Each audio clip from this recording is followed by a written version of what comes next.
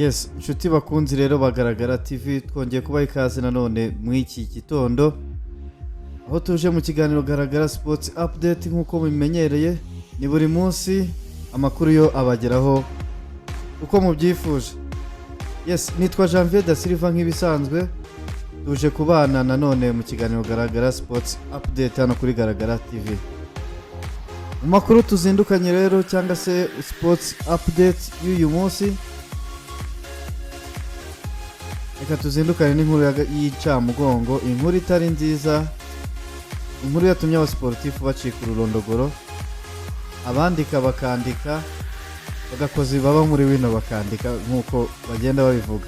Yes, yitwa Diego Jota, yahoze ari umukinnyi wa Liverpool, ubu nta kibarizwa mu isi y'abazima, ubu yamaze kugera ikuzimu cyangwa se mu ijuru hamwe muri aho. Yes, Diego Jota rero akaba yitabye Imana none ko yaguye mu mpanuka hamwe na mukuru we yitwa Andre. Yes, bari muri Espagne rero bari mu biruhuko, bari kurya ubuzima muri Portugal. Bimwe mu bintu wamenya kuri Diego Jota rero, tega amatwi tugiye kubigarukaho none.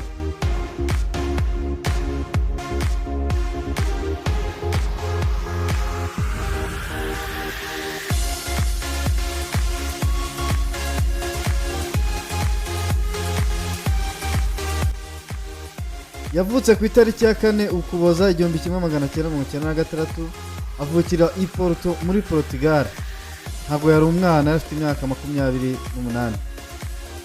Diego Jota rero yatangiye mu ishuri ryigisha umupira w'amaguru ya Gondomar mu mwaka wa 2005 kugera mu 2013. Nyuma yakomereza muri Paços de Ferreira mu mwaka wa 2013 kugera mu mwaka wa 2015. Diego Jota yatangiye gukina umupira w'amaguru nk'uwabigize umwuga. Yahereye mu ikipe ya Paços de Ferreira ngo tuba tumaze kwigarukaho haruguru mu mwaka wa 2014 kugera 2016.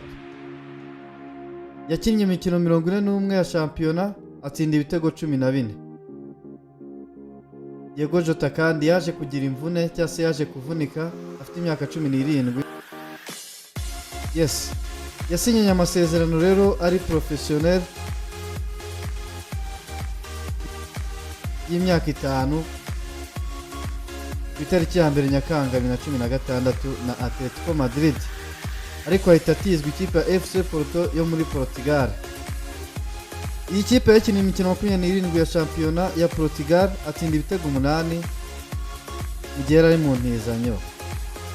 Nyuma yaje kwerekeza muri Nacional, aho yaje no kwitsindira hat-trick ye ya mbere muri Champions League ku itariki ya 1 Ukwakira mu mwaka wa 2016.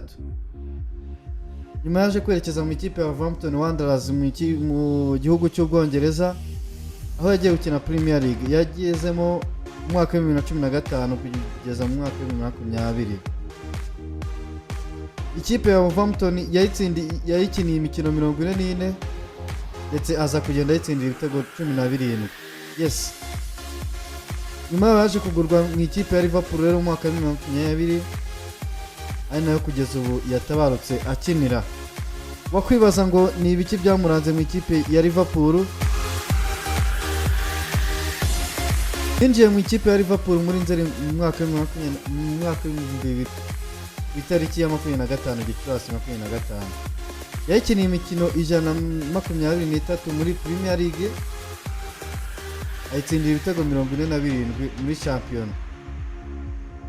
Bimwe mu bikorwa by'ingenzi wamenya kuri Diego Jota: yatsinze igitego cye cya mbere muri Liverpool mu gihe yari yobowe n'umutoza Arne Slot ku itariki ya 17 Kanama mwaka wa 2024.